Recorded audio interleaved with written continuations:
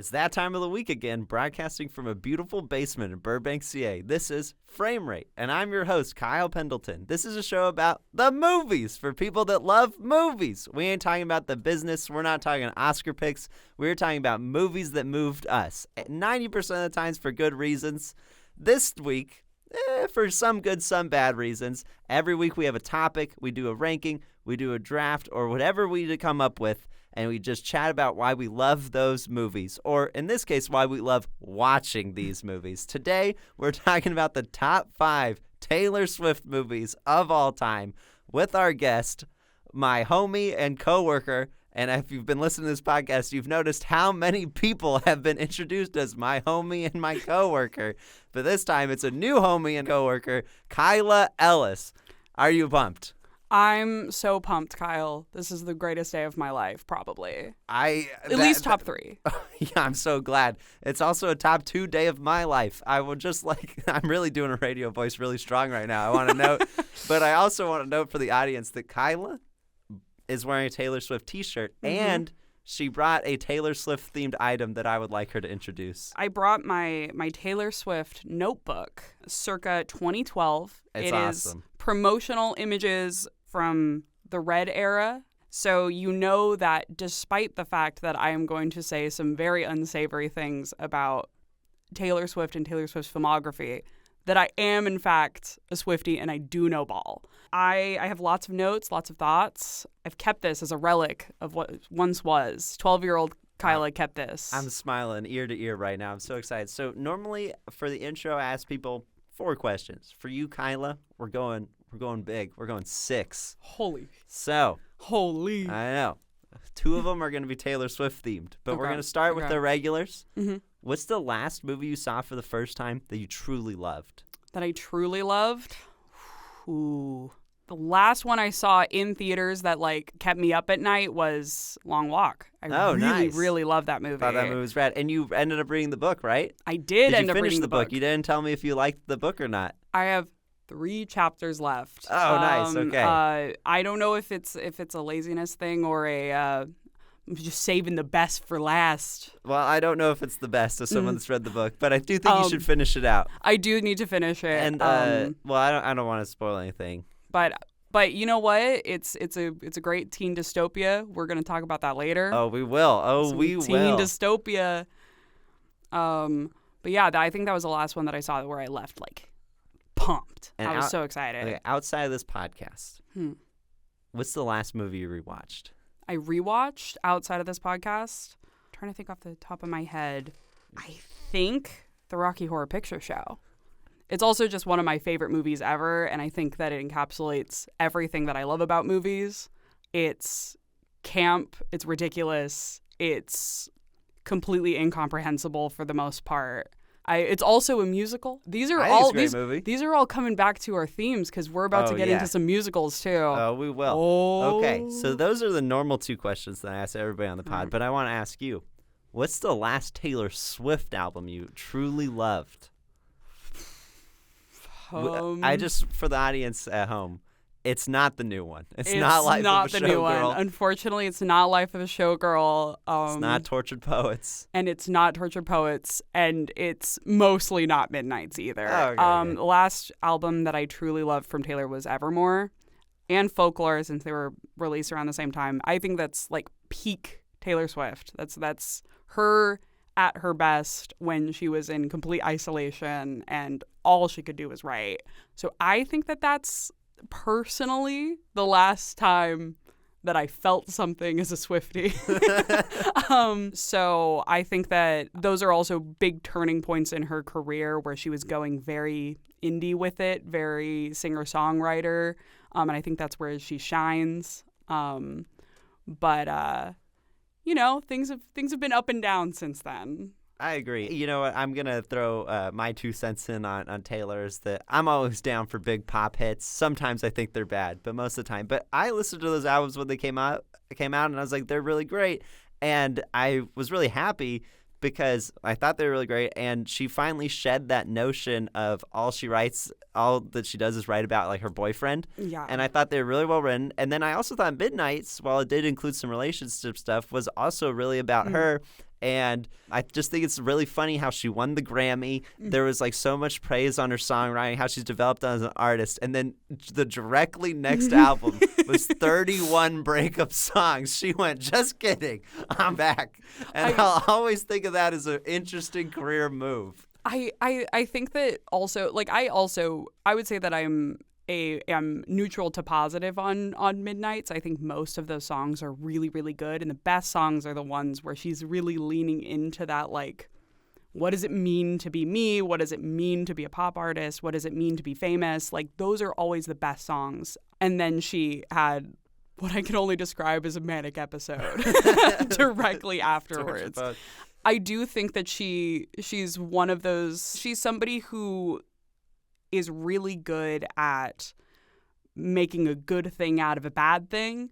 And unfortunately, she doesn't have a ton of bad things going on in her life right now. So it means that she's got to write what she knows. And what she knows right now is... What is our stance on profanity? We're pro, but our first rule that we added to the podcast was no racism. Then a close personal friend of yours, Lydia, brought up that we need a few more rules, and we have since added a lot of more rules. For sure. But just don't do anything that is bad.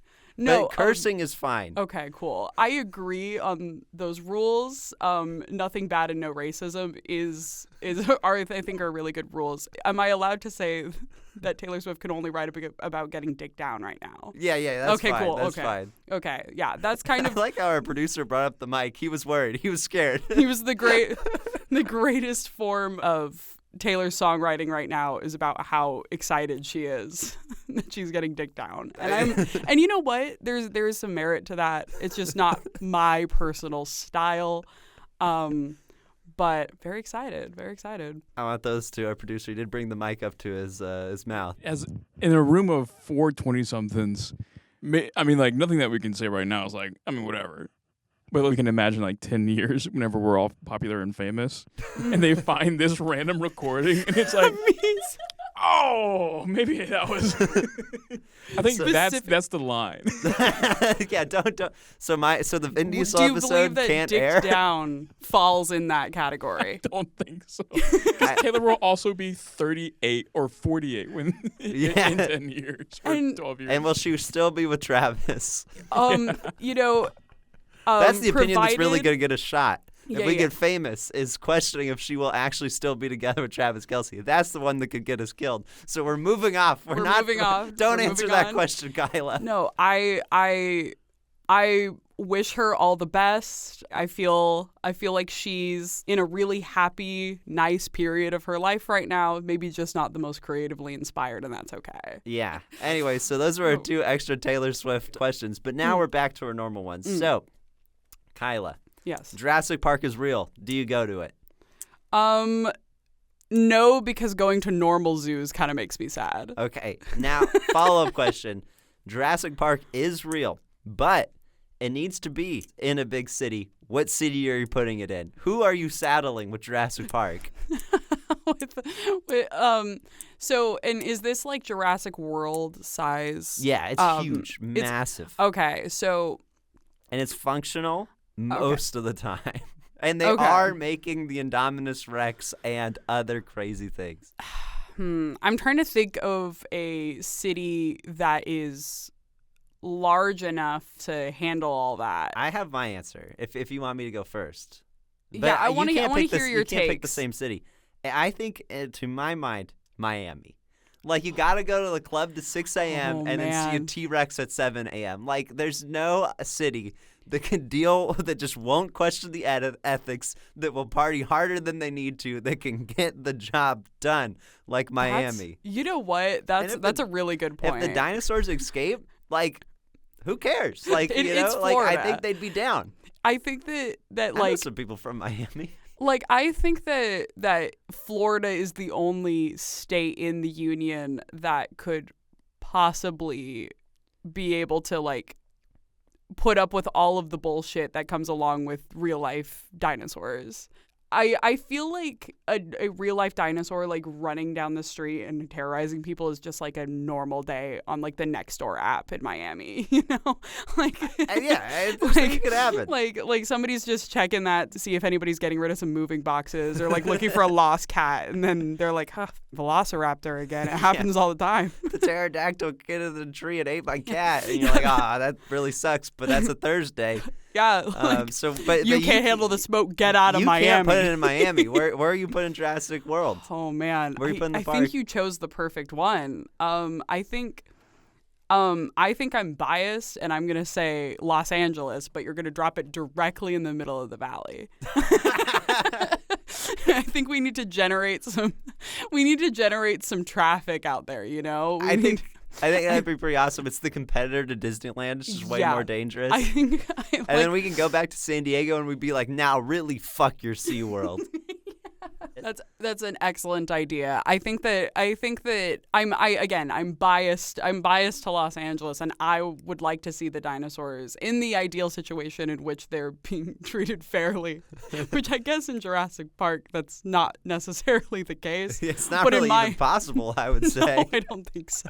But you have to put it somewhere. But I think that I want to create a direct competitor to Disneyland, and are people still going to Knott's Berry Farm? Is that a thing people do? I think so. And I think that we should have, imagine Fright Fest. Fright Fest with the T-Rex? That would be pretty crazy.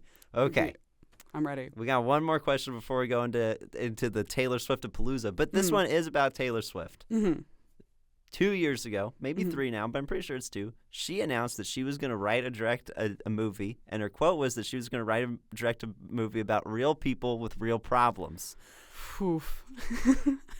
Are you excited? Do you think this movie will happen? Do you think it will be good? And I will also note one thing is the director that is guiding her on it is Guillermo del Toro, legend, but also very odd pairing. I just wanted to give you that one detail.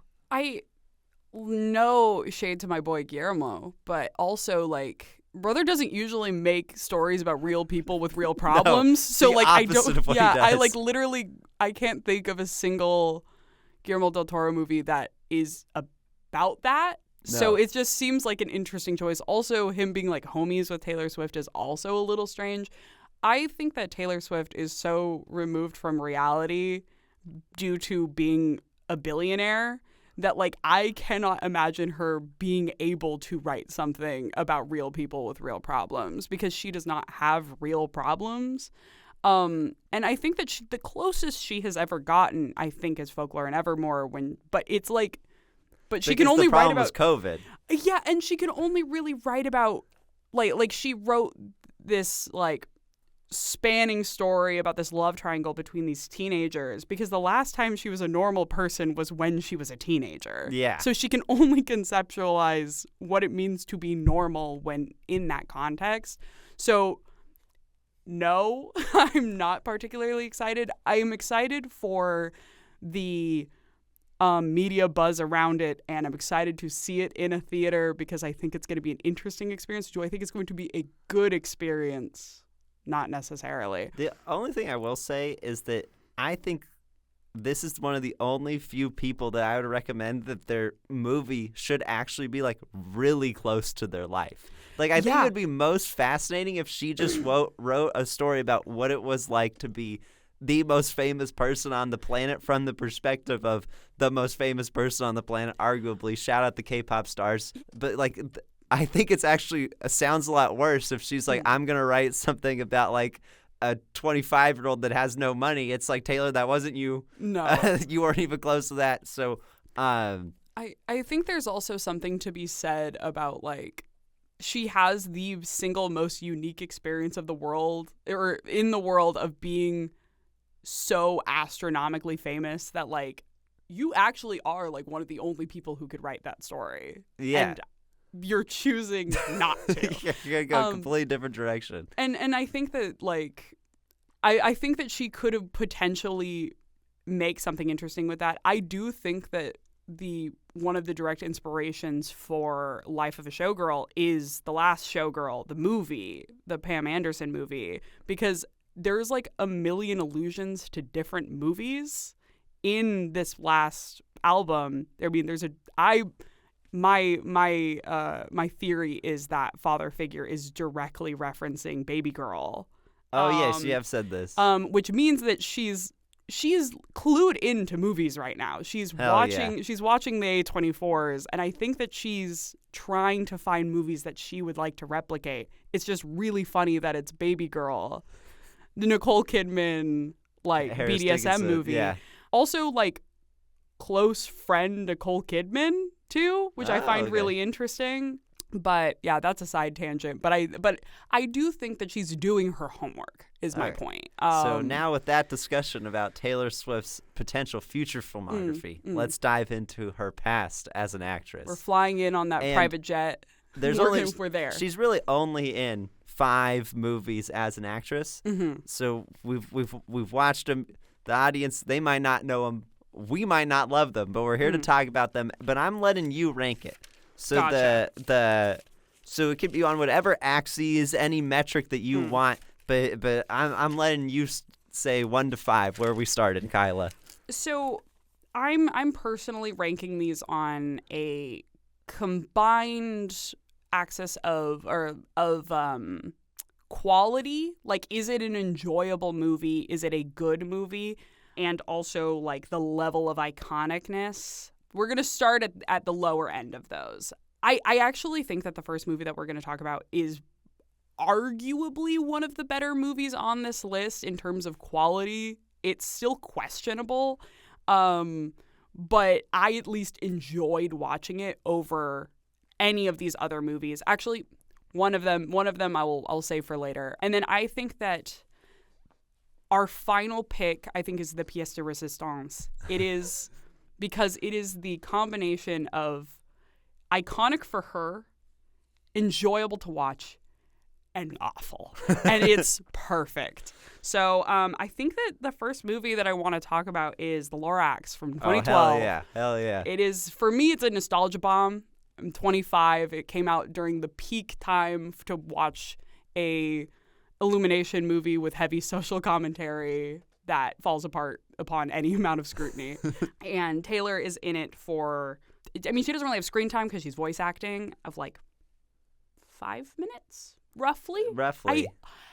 She's so insignificant. She is quite literally only there for the main character to have a reason to give a fuck about trees. And I think that that's not dissimilar to her role in any of these other movies. Yeah. I mean, she got totally cast based on the premise of if we get Zac Efron and Taylor Swift in the Lorax, people will go see this Dr. Seuss movie. Yes. And I'm pretty sure it worked. I didn't actually check the box office because that's not what the show's about. But I'm pretty sure it worked. This movie, actually, I think out of all the movies that we're going to talk about today, is the most successful by far. Yeah, almost certainly. One of them is a really famous bomb. Yes. Actually, 2 of them. Well, one of them is a really famous bomb. Another one is definitely a bomb. 3 of them are at least moderately box office bombs. Hell yeah, Taylor. Also, I would like to note, I think we didn't specify this at the beginning, none of these movies she is in them for longer than 10 minutes. Yeah, no, she has not had a starring role in a movie yet. And we will soon learn why, I think. But I don't think she's necessarily bad as a voice actress. But the thing is, and this is true for a lot of Illumination or animated movies, when they cast someone that big, they want them for the voice. Yes. And so she's not doing anything that's not Taylor Swift, and you instantly go, oh, that's Taylor.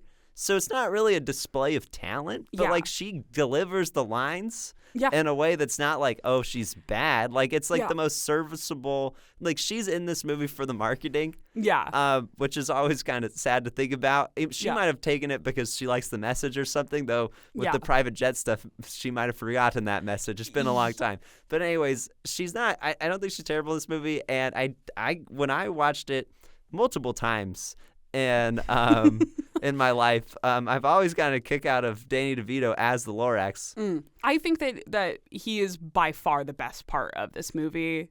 I think that Danny DeVito usually is the best part in a lot of movies that I've seen him in. I think that also this movie is also pretty rich, being the like, this is Illumination's anti-capitalism movie. It is and a then movie, they became the Minions guys. and then became the Minions guys. Also, this is directed by the Minions guy. Oh no! See, they had to take Dr. Seuss's message, whether they agreed with it or not. Yeah. Because I know that he's directed Despicable Me and Secret Life of Pets. Like, this is Illumination's guy. The GOAT. And I mean, out of the movies I've seen of his, this is one of the better ones. Again, I think that if you look at the social commentary for longer than like 2 seconds, it starts to fall apart a little bit. But, you know, they're trying. They're trying. Well, I mean, it's also like, it's the same problem that we're going to get to in The Giver, where the story is, I mean, The Lorax is a short story for children, and they had to expand it to a feature, but also they had to expand it to a feature they wanted to be popular. Yeah. So they have to add, like, there's like a, I want to call it, there's like almost a roller coaster scene in The Lorax. Yeah. There's, like, I don't even know how to describe it, but you know what I'm talking about. Like, they're going through, like, the tubey things. Yeah.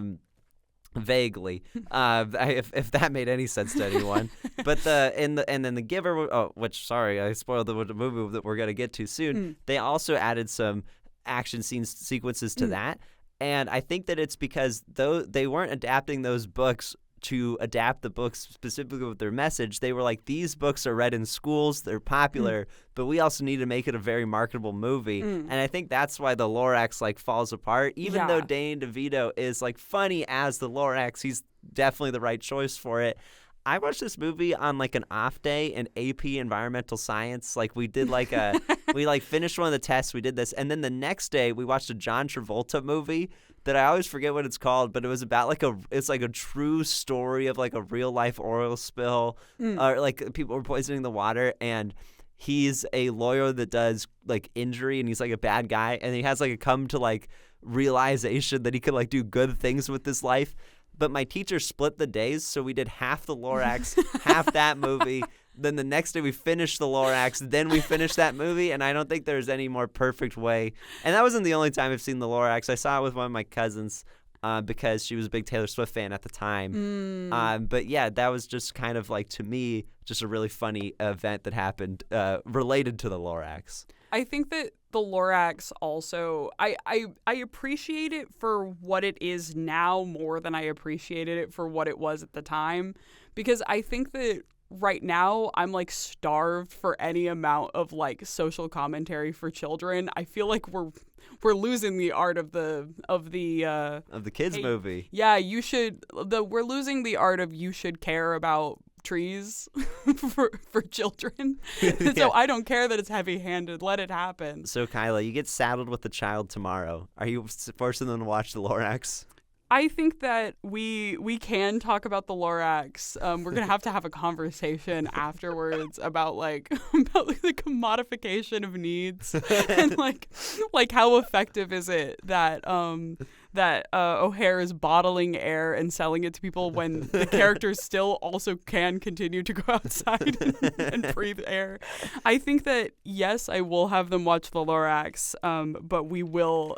I feel like there's further discussions about seizing the means of production that have to happen. Have to have a post Lorax. Okay, so I think that's great on the Lorax, but what's number 4?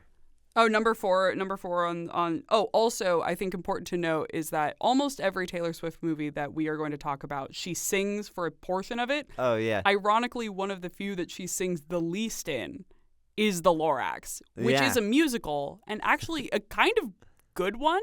Well, yeah, it's like fine. It's like kids movie musical, but it's got catchy pop music. Yeah, the fact I still remember some of the lyrics to those songs, I feel like really solidifies it. But yeah, she does not sing much. Is the thing that she didn't want like the Lorax to become an unofficial Taylor Swift album? Do you think that's what she was worried about, or do you think they just didn't think that they had a singer? Like they didn't realize they were casting Taylor Swift, and then I think that they wanted her in their back pocket, so if they wanted her to sing something, she could. She did do like the song over the credits, right? I believe like so. Yeah. I think that she does sing in that one, but okay, number 4. Number 4, this is actually I was having a difficult time deciding which movie I was going to place into this particular spot. It was in between Valentine's Day and Amsterdam. Okay. So I'm going to say 4 is going to be Valentine's Day. Okay. Valentine's Day is probably the Taylor Swift movie I have seen the most out of these. It also features, I would say this is Taylor Swift acting the most like a character.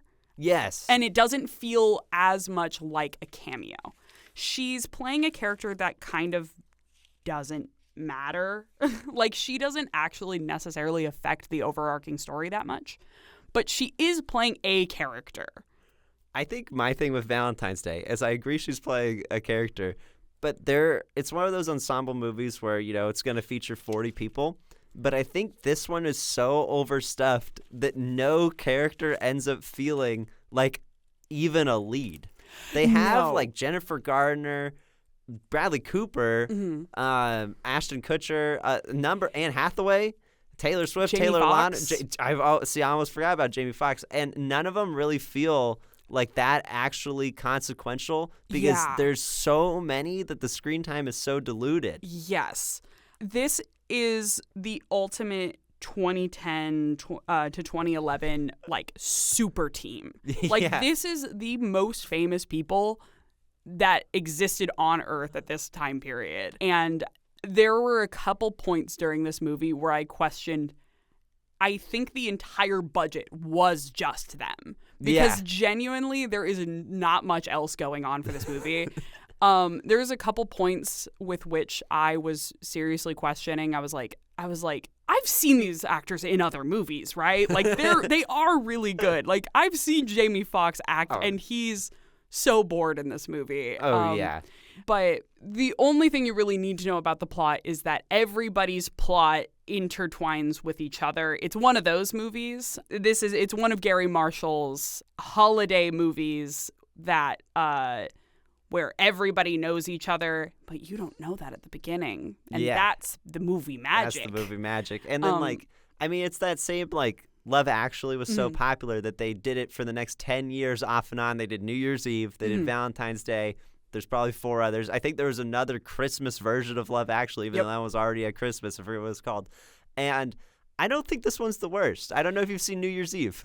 I have not seen New Year's Eve. I mean, I've seen Pretty Woman, another Gary Marshall movie. Oh, yeah. And I've seen Princess Diaries. But those are real movies. Those are real movies. I think that they all have a similar. I think Princess Diaries, I might be blinded by nostalgia. Love that movie. But they all are victim to its overt heterosexuality. This is the straightest movie I have ever seen in my life.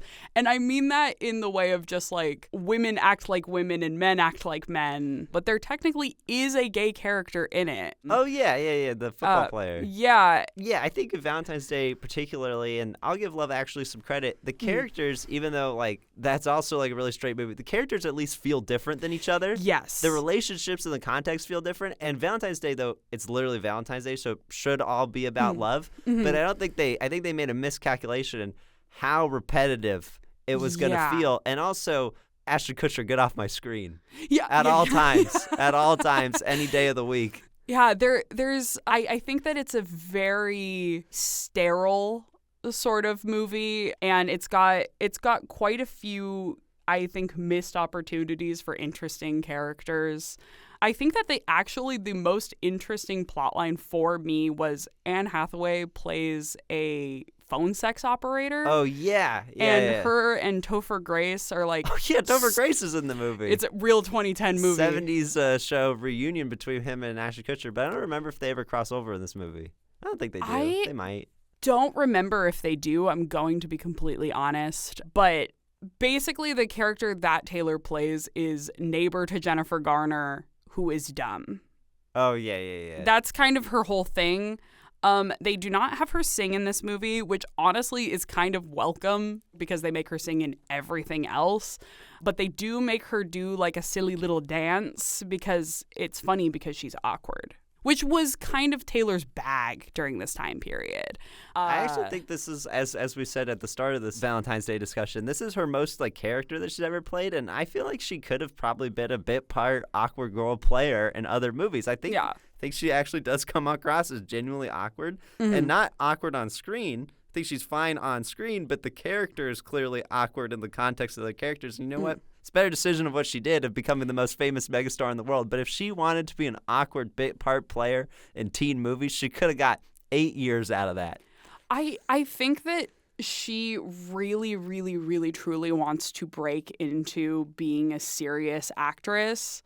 So I think that like if she were to have pigeonholed herself, I think she would have been more successful in like her acting endeavors. But I do think that she would be upset about it. Yeah, that's probably true. Okay. But I agree. Amsterdam, Woo! 2022. David O. Russell. I had heard rumblings of him being like a nightmare to work with on set. I didn't realize he was actually a fucking monster. Oh, like he's that really guy's bad. a monster. Like, well, there's actually there's a second detail that most people don't know about him, and I am prepared to talk about David O. Russell's sins on this podcast. So Yes. he's famous for his blow up on I Heart Huckabees, Yes. where he screams a lot of expletives, and he has another story of when he was making Three Kings that George Clooney punched him in the face, and everybody agreed with George Clooney because he was being such a tyrant. Shout out George, I guess.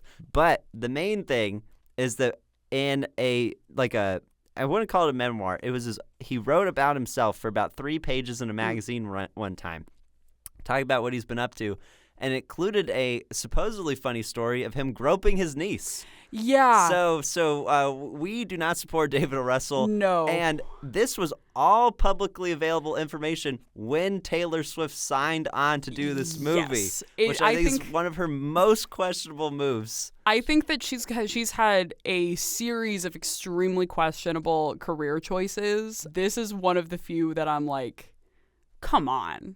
Like, you had to know. And you had to know that he ran into Christopher Nolan at a party and put him in a headlock.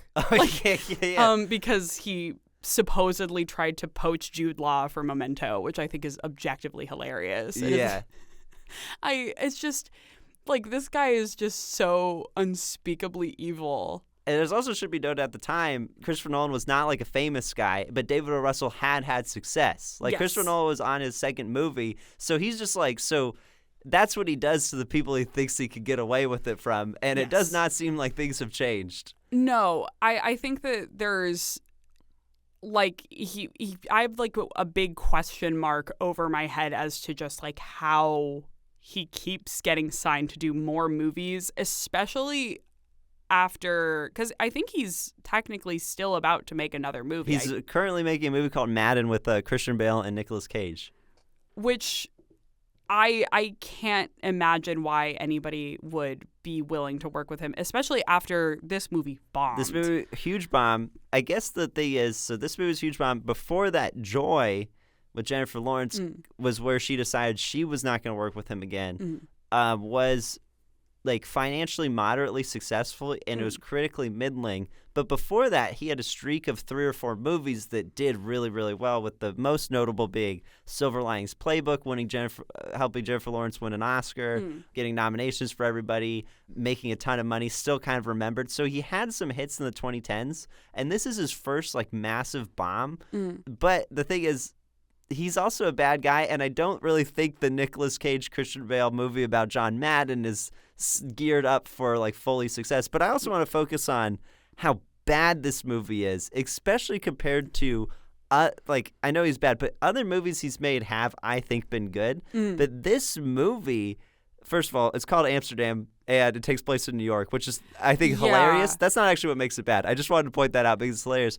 But for a movie about friendship, there's such a fundamental lack of chemistry, or the characters don't really seem to like actually know each other very well. It's very bizarre. And also, he has 2-time Oscar winner Emmanuel Lubezki shooting the movie, and yet there's lack of consistency of where characters are standing in sequences. There's massive continuity errors, more than any major movie I've ever seen. And he has a 2-time Oscar, so it truly baffles me. This movie baffles me on a lot of levels. Michael B. Jordan was actually supposed to be the John David Washington character, but he dropped out. And I think that was... This guy's in Creed, this guy's in Sinners, and I think this was his smartest career move, was not participating in Amsterdam. I Just agree. going, I don't need it. This movie is essentially it's like a Wes Anderson movie directed by an alien. Like it's a Wes Anderson movie directed by somebody who doesn't understand what makes movies good. And I think that there's a couple parts of it that I think are like visually very interesting. I think that the set design and the I think it's interesting to look at. I think that it is also remarkably boring. Yeah. I'm bored for most of this movie, And the unfortunately. plot is incredibly complicated, and not in a way that it Yeah. feels like anything interesting is being revealed, but just consistently, I think, like getting more and more complicated. I think Rami Malek doesn't come off super well here. Anya No. Taylor-Joy is fine. I think De Niro is like De Niro, his character is supposed to be an old aging guy, but he played it like too well, where I was like worried Yeah. De Niro was gonna die like in real life. I was like, oh God. Yeah. Yeah. But then in Killers of the Flower Moon, he's back to having the energy, and I realized, oh no, De Niro's just still De Niro, and he actually just Yeah. convinced me he was lifeless.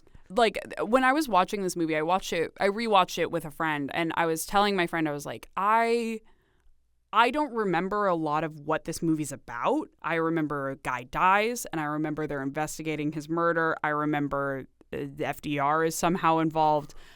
I don't remember what this movie's about. I watched it again, and I was like, oh, I know exactly why I don't know what this movie's about. It's because it's hard to follow. It's incredibly hard to follow.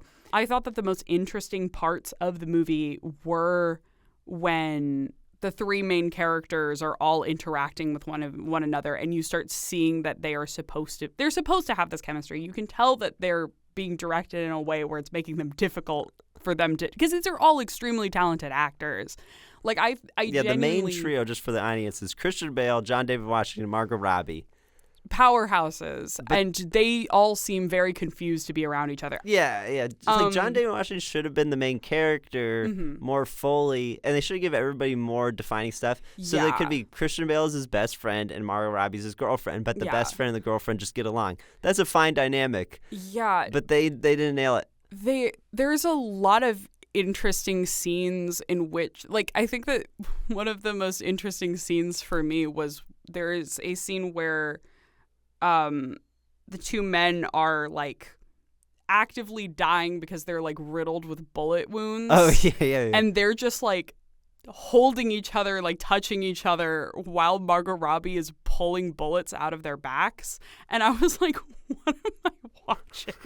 I was like, this feels weirdly intimate, and I feel like this is setting up something. It wasn't. It wasn't. I was just like, this is just a weird movie. It's an odd movie.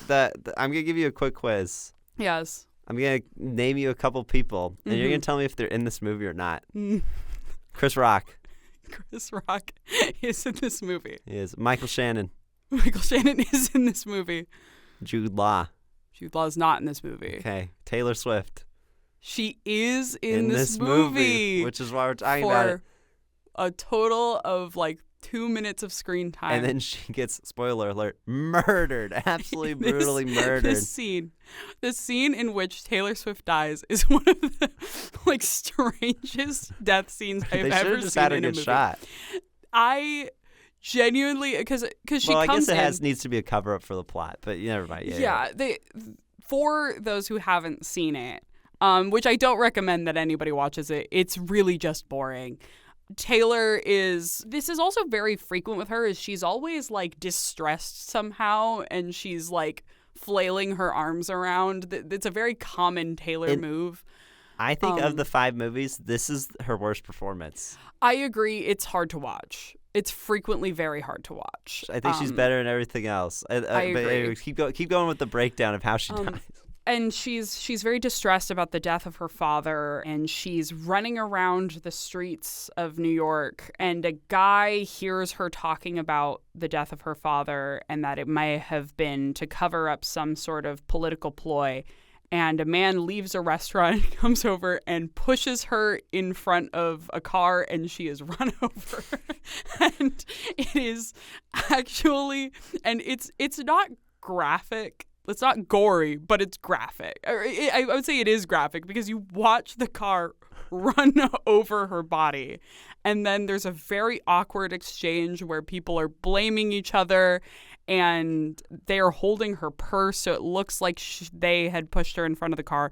But genuinely, it is so jarring that I could not help but laugh. It's also the way she falls. Yeah, looks like a dummy. It probably is, but it doesn't look convincing. No, it's not a convincing scene whatsoever, and it feels like I could imagine Taylor sitting at a table and she's like, I'm going to be in this movie. It's going to be a massive blockbuster. Margot Robbie's starring. People are winning Oscars. I'm gonna have one scene, but it's gonna launch me into serious movies. And she opens up the script. She's like, I'm in my Artur era. I'm gonna break into the films, and then she gets run over on probably like page 4. Yeah. I really do wonder how she was feeling in that moment. I don't feel bad.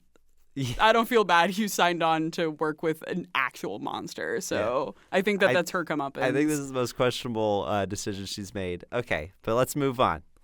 Number 2.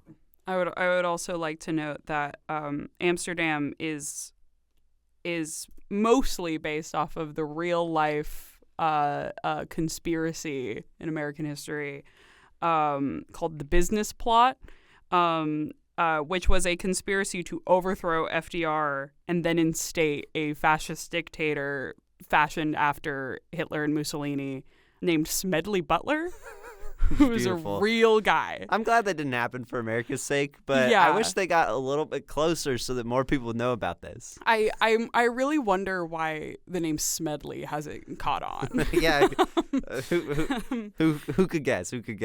But yeah, I think that the movie should have made $100 million, but that's just me. Anyway, pause. Give her time. The Giver. That is my second to last movie on this list. I can't believe this movie got to second. In my personal opinion, this, I would say, second only to our number 1 spot is a very iconic role for Taylor in that I think she gets to do all of the things that Taylor Swift has, in my opinion, has become known for in the movies that she has been in, which is questionable acting performance, singing for no reason as well. And also, she doesn't sound great. She doesn't sound bad by any means, but it's not like she has this such a spectacular voice that you need to throw her into whatever she's in and make her sing, right? And she also is hysterical.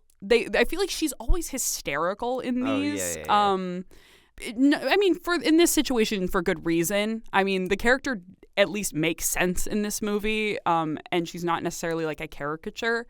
But yeah, The Giver is a questionable movie, though. I think it was banking a lot on the 2013 era Hunger Games dystopian teen drama craze, and they chose the wrong story to do that. Yeah. Did you read the book in middle school? I did. Or high school or whatever? I actually read the book, I think the same year that this movie came out. Okay. So I had read the book right before I saw the movie, and I was very upset about the movie because I felt like it didn't have the same, it just didn't hit the same. The movie definitely does not, but I did not see the movie at the time, and I read the book a little bit before the movie. And so when I watched it for this podcast, because, I do a lot of research. I'm very well prepared. No one denies this. I could even tell reading the book about 14 years ago, probably 13, that the movie was nothing like the book. And just for a little context for the audience, it is, as you said, a dystopian story where everybody in this community lives under some really strict rules, such as they have no choices. That's the big thing about this world, is that they have no choices. The book I want to talk about in a second, but then the storyline is that the young boy, the main character, he becomes the next receiver of knowledge, and the old receiver of knowledge, the giver, has to tell him about all the world that existed before this community grew up. I noticed that they changed a lot from the book. Yeah. You saw it around the same time. is Taylor Swift's character even in the book? I do not remember. Does Rosemead exist?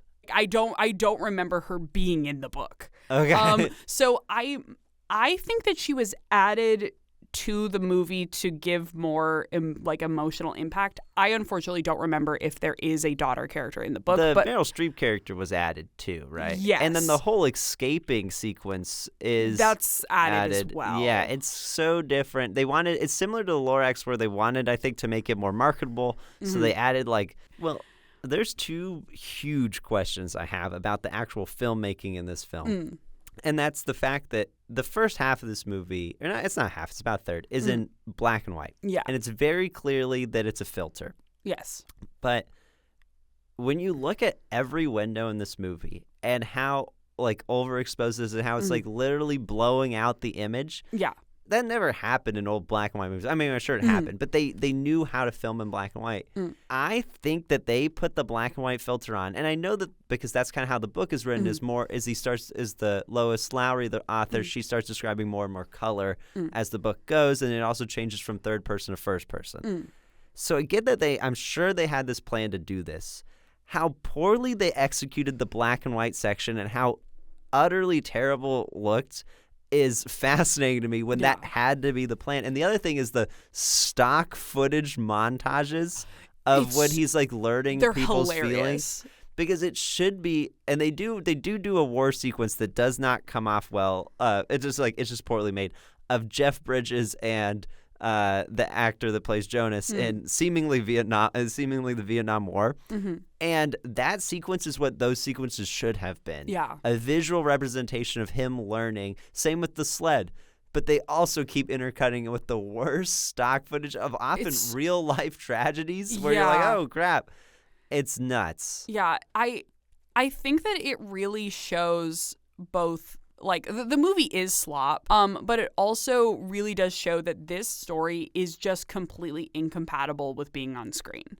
Because when you are a kid and you're reading The Giver for the first time, it is the first time that you are getting, putting the pieces together, that there's something that you don't know, but the characters don't know either.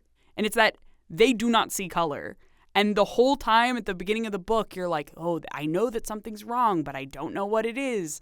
And you literally cannot put that into a visual medium. Because you'll instantly notice the absence of color. Yeah, you will immediately notice that it's got a shitty black and white filter over it. And then you can see her hair is a desaturated brown color now. That looked really bad too. It looks so bad. And I know that the characters are supposed to be stiff because they are emotionless characters, but also the moments where they are supposed to be humanized a little bit are the moments in which our main character, Cameron Monaghan's character, and Fiona the girl are all they're jumping through waterfalls and shit, and they're being kids, right? And those are the moments that you're supposed to be I understand that these are human beings because you have to spoon feed that to me, right? But because they are playing it so stiff, it is actually just it goes back again, and I'm just okay, now these are robots. Yeah.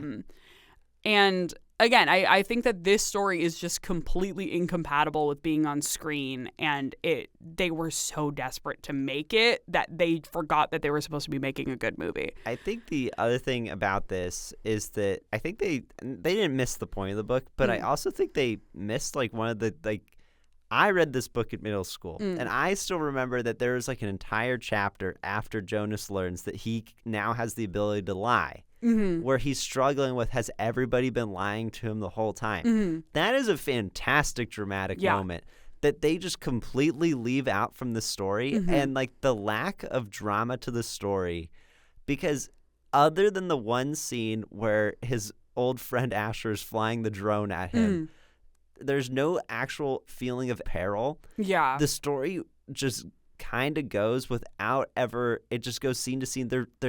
They're brushing through it so fast, but also there's not that much there. Yeah. So it's only 97 minutes, but you could just do a 10-minute sequence of him thinking, is this person lying to me? Is this person lying to me? Mm. And it give the movie so much more drama than whatever it is they did, which was so repetitive. Yeah. And Jeff Bridges and Meryl Streep, I don't think come off particularly well here. No. Katie Holmes not really coming off. Like, Alexander Skarsgård, I think, is the only one of the 4, like, adult famous actors and actresses they brought in that gets to play any single interesting sequence. Yeah. And he does it fine. Yeah. But I think if he was in any of those other roles, he would have done just as poorly as them. Yep. He's just the only one they even give a moment, which is where he is. And this is a crazy statement if people don't know The Giver. Injecting the baby to murder the baby. In the book, I remember that it's old people that they were killing. Yes. And it's implied that it's babies. Yes. In the movie, a PG-13 movie, murdering a baby on screen, I did not know I did not know you could do that. But it's wild. It's a wild sequence because it's so brutal compared to the other movie. It's also so nonchalant. It's crazy. Absurd to watch. No, I was watching. I didn't really remember the context of a lot of the scenes from the movie because, again, I hadn't seen this movie since I was 13. So I was like, as I was watching it, I was putting together some furniture, and I look over and I'm seeing him injecting a baby to presumably kill it and then putting it into a box and then putting it down a chute. And I am like so stunned by this scene and I'm so disturbed by it. And then immediately afterwards, I'm watching this on Pluto TV. Hell yeah. It immediately gives me a Chewy ad. And I was like, this is like the single most dystopian way to watch a movie about baby murder. And then we immediately go back to teen dystopia slop.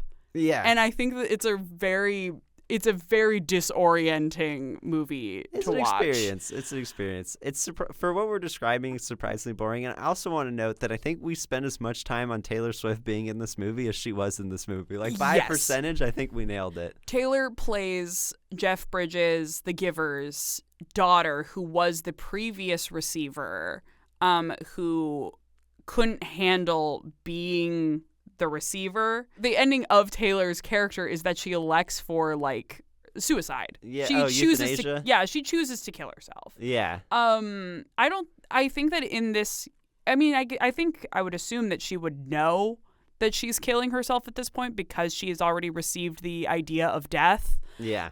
But I guess this is a common occurrence that people just choose to die. They just don't know that they're dying in this universe. Yeah. Again, a lot of this makes a lot more sense in a book than it does in a movie. And before we move on, I want to point out like one more thing. I think The Giver is I wouldn't adapt it because it is a narrative book, but it's really a book about teaching 13-year-olds to like think. Yes. And in a similar way of like George Orwell's 1984, which is well regarded as a classic, it's so much about the probing and questioning of like what is a fascist society and how they would control somebody, that it's not really focused on scene by scene like momentum. That I think it's always crazy when people like try to adapt something like that. It's like you're just asking for a losing battle. Kyla, I think we gotta go to our number one. Greatest movie I think of Taylor Swift's career. I think that this is one of the best movies of the millennium, personally. We're talking about Cats. Let's go. Cats, based off of the musical, based off of the T.S. Eliot poetry book. I think that what's important to note about Cats is that everybody thinks that they know it and thinks that they like it, but no one has ever seen it. And then when they see it.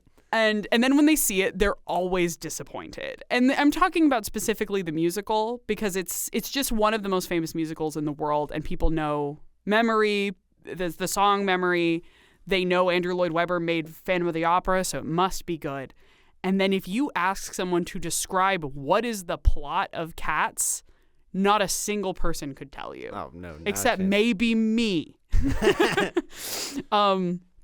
The rough plot, very, very short because it is a short plot, is a bunch of cats. They're all competing at the Jellicle Ball to join the Heaviside Lair, which is heaven. they are doing that by displaying their cat prowess, that being dancing, stealing things, eating food, the things that cats do. They're basically all competing to die to go to heaven. And they're all being, they're all competing in front of Judi Dench, and Cat Judi Dench, is ultimately the one who decides who gets to die and go to heaven. And then she mocks the audience at the end by saying, "Oh, did you think there was a dog here?" Yeah, and yeah. I wanted people to pay for their crimes. Yeah, this movie's absolutely stacked. This is the ultimate theme amongst all of the Taylor Swift movies, is that they are all stacked casts that make no use of them. Like, yeah, well, I want to talk about the Cats cast. Yeah, for sure. I loved how Tom Hooper clearly did not calibrate them and get the actors on the same page, because Taylor Swift and Jason Derulo, that's fine. That's pronunciation is gonna be serviceable. The Wiggle guy. They're playing this as if they're humans that are like straight up sexy with mocap costumes that are cats. Ian McKellen is pretending to be an actual cat. Yes. And a couple other people are playing cat-like animals. James Corden does not have enough talent to convey at all what he's doing. Yes. The lead actress who had never been in a movie before is playing it closer to being a cat than a human. Idris Elba is playing a action movie villain. Yeah. Like, not even a musical villain. Like, he's like menacing. Yeah, he's menacing. He's bringing it all. Jennifer Hudson is playing it like she's trying to win her Oscar for Dreamgirls. Yes. like there's no consistency, and I really actually appreciated that. That was my favorite part of the movie. I agree. Is you don't know what you're getting scene to scene. Genuinely, this movie is a horrifying fever dream. It's genuinely so scary. I saw it in theaters day one. Day one. I said, this is going to be the worst movie of the year. I have to be there day one. I saw it in theaters before the new version of the movie, which is the only version you can find on streaming, before they fixed all the VFX errors. Because there were several scenes in the version that I watched where there are characters' feet cutting through the floor, video game style. There's a scene where Judi Dench's hand is just a full-blown human hand underneath her coat. I remember seeing that screenshot. I got to see all of that live, and I genuinely think that it was some of the most fun I've ever had in a movie theater, because you never know what you're going to get. I think the best part about Cats were the couple news stories that came out of it, which was the VFX errors, the Jason Derulo. I'm not even saying it wrong. I'm just saying it without confidence. My boy from around the world, I don't speak your language, but your booty don't need explaining fame. He claimed that there was a butthole cut. He also claimed that they digitally erased his bulge. Yes. Then there was those were just the main. Those were the main news stories, I feel. But those were all like they each came out like a week after. I also claim this isn't the worst movie of 2019. I think there is a worse movie. What's your worst movie of 2019? Matthew McConaughey, Anne Hathaway re-teamed for the first time since Interstellar in a movie called Serenity. It's worse? I think it is cataclysmically bad. I think it's even worse than Cats. Interesting. Yeah, I broke up a friendship because someone told me they liked it. That's not really actually the reason. You said I can't do this. That's not actually the reason. But I gotta call it quits relatively quickly. I think that specifically Tom Hooper being on this project is especially interesting. Les Mis guy. He's the Les Mis guy. He's won an Academy Award for King's Speech. I would like it to be noted. And I believe Danish Girl was also nominated for a lot of Oscars, right? And Alicia Vikander won. Yeah. You know, he's been known for his unconventional practices for musicals, such as having actors sing live on stage, or not on stage, on set. They built all those huge sets in Les Mis just for him to make sure the camera was 3 inches away from everybody's face the entire time. Which he does in Cats also frequently. And I think that there's scenes where that works really well. Like, I think in Memory, that's like perfect. You get to really.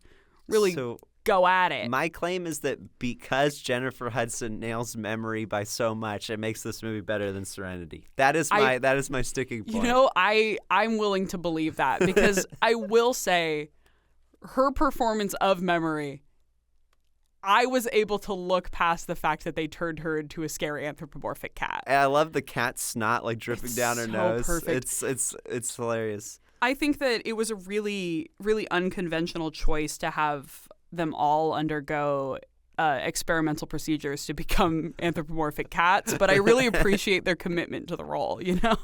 I haven't seen Jennifer Hudson since. Yeah, she might not have recovered from the catifying. Jason Derulo is still he's still licking his paws in his penthouse apartment. So I want to get back to Taylor Swift real quick. Mm-hmm.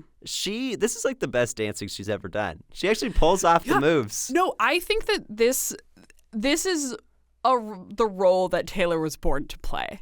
And I mean that. I think that it encapsulates all of the things that I think make it a good Taylor Swift role. And she gets to lean into the theatrics.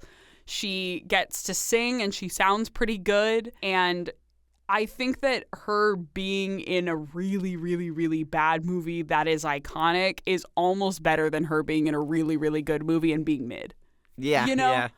I want to ask you a question about this. And up to this point, this is the weirdest thing I've said on this podcast. But I just want you to, not just this episode, this whole podcast. I just turned around and looked Is to see the Taylor audience. Swift cat canonically and to the audience like supposed to be hot? Yes. Because they give her multiple butt shot close-ups. And I remember in the theater being like, that's a cat. That's not my thing. Yeah. But she has multiple Taylor Swift cat butt shots. She's supposed to be, or her name is Bomblerina. Okay. And she is the sexy cat. Okay. In the musical, there's usually, she's like I forgot her official title, because all of the cats have it's like the silly cat. Yeah. The fat cat. And then there was the train cat. Yeah, and then there's also Rumpelteazer, I think, the train cat. Most likely one to be. I don't think that she's the sexy cat, but I do remember that because she's also supposed to be evil, she's supposed to be seductive, which is weird because she's a cat. Because she's like Idris Elba's right-hand girl. Yeah. There's also, I don't know if you McCavity. clocked it in it. Yes, McCavity. I don't know if you clocked her making like a vague cocaine reference. There's like a spoon with like powder on it, and then it makes the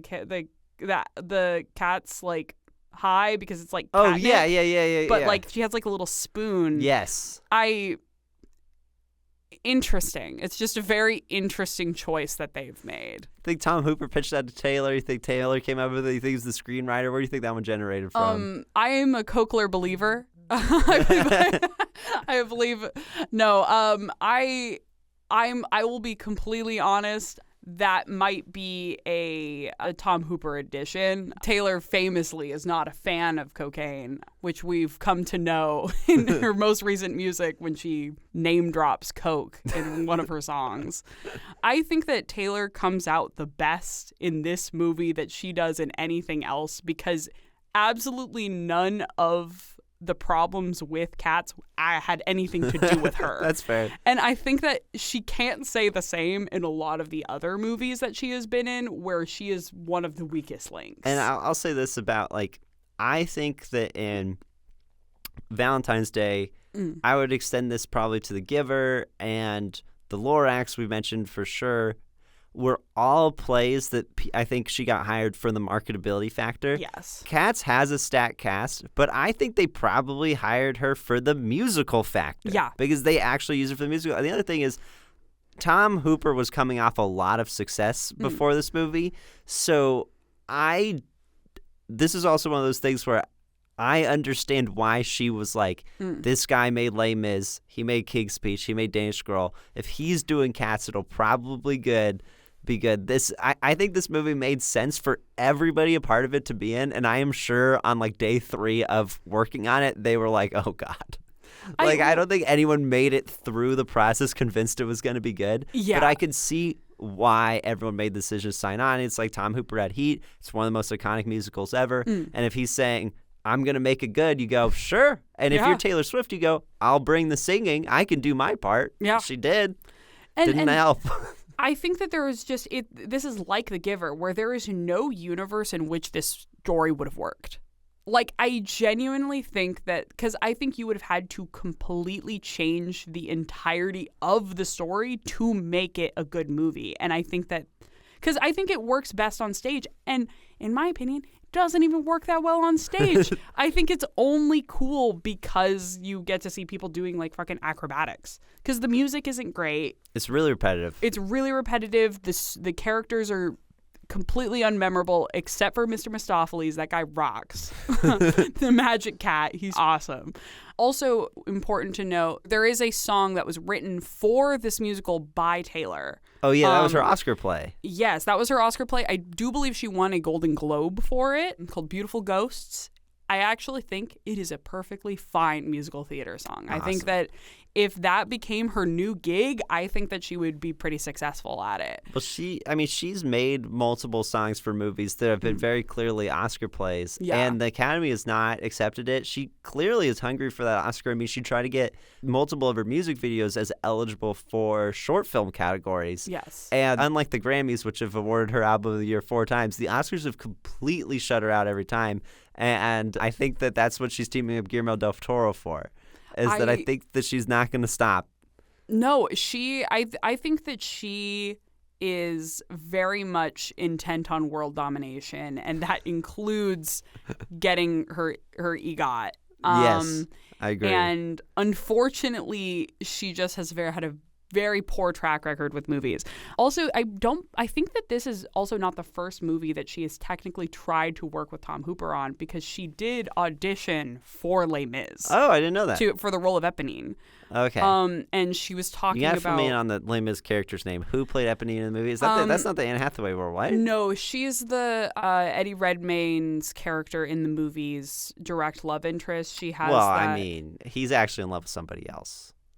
Yes. Yeah. Okay. Well, it's not Amanda Seyfried, Cosette, the other girl. Oh, so not one of the major roles. Not super major. She has the song On My Own, which is very popular amongst the musical theater girlies. She technically auditioned for that role and obviously did not get it. Yeah. But we only know about it because she talked about having a crush on and meeting Eddie Redmayne for the first time while auditioning for that role.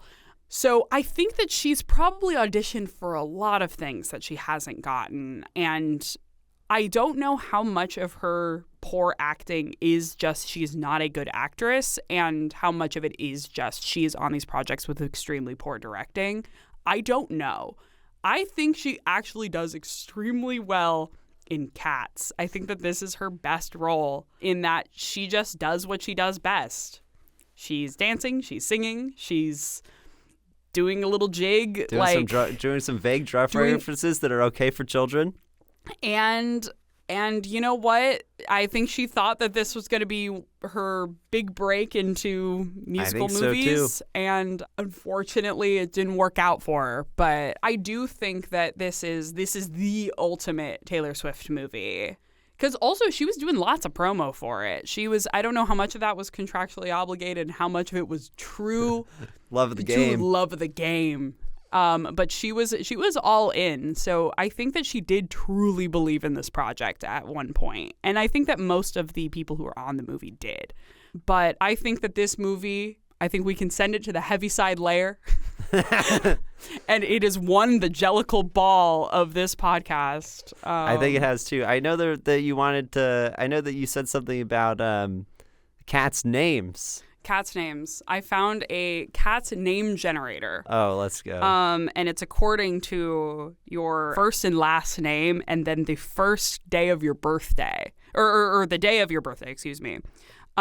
So let me pull it up. I'm not revealing my birthday on the podcast, but maybe I'll type it in.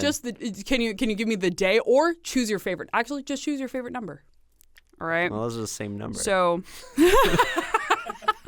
It's a problem for me. Unfortunately, we both have the same first name, so we technically have, or the first initial of our first name. So we technically have the same first name for this. Oh, that's bullshit. Or I No. can assign you one. No, oh yeah, assign me one actually. I'll assign you one. That's gonna be better. All right. Your new name is Rumplebottom Oh, let's go. the Gumby Cat. Rumplebottom the Gumby Cat. I think that's perfect. I think, and if you were wondering mine, according to this generator, I am Cross-Eyed Jerry, the Mystery Cat. So thank you, Cross-Eyed Jerry the Mystery Cat, for your opinion on Taylor Swift. Of course. Next time that we have you on, Mm-hmm. and our audio engineers will bleep this out because I know you don't want this on record, but we'll have you on to talk about your favorite director. No! No! But- No! But before we go, I want to ask you two questions. What's up? The two most omnipresent millennials in American life, Taylor Swift, LeBron James. When do they collab? I think that And what do they do? I think it's more likely than you think. And I think I'm shocked it hasn't already happened. When you ask for a collab, do you mean on a creative project or like an ad campaign? Ad campaign is fine. Anything. I think that when they bring back Blockbuster, that's how we get it. That's how we get it back to the kids. I think that. I think that when they collaborate on I think that any kind of defunct company, if they came back with an ad campaign starring Taylor Swift and LeBron James, the single most capable of moving mountains people on Earth. I think if you got Cristiano Ronaldo in there too, I think that single-handedly you would have the entire world on your side. Yeah. You could bring back Lumber Liquidators, and we are in. We are in. So I think an ad campaign would be the most likely and the most effective. My prediction, not my prediction, but I think where I think it's going to happen, I guess it is my prediction then. I just don't think it's actually that likely. But a thought I've always had is if there ever is a Ticketmaster competitor, they'll try to get both of them on board for the ad campaign. That I had all funnies. That is real though. They could single-handedly. I think that if Taylor Swift and LeBron James collaborated on their own Ticketmaster competitor, I think that Ticketmaster would have to file for bankruptcy immediately. They'd be screwed. It'd be over. Because he could get all the athletes, you could get all the artists. Pretty sure. Anyways, thank you, Kyla Ellis, for being our guest. Thank you for having me. My private jet's waiting outside. I want to thank our producer AC Hoffman. I am your host, Rumplebottom, the Gumby Cat, and Frame Rate will be seeing you next week.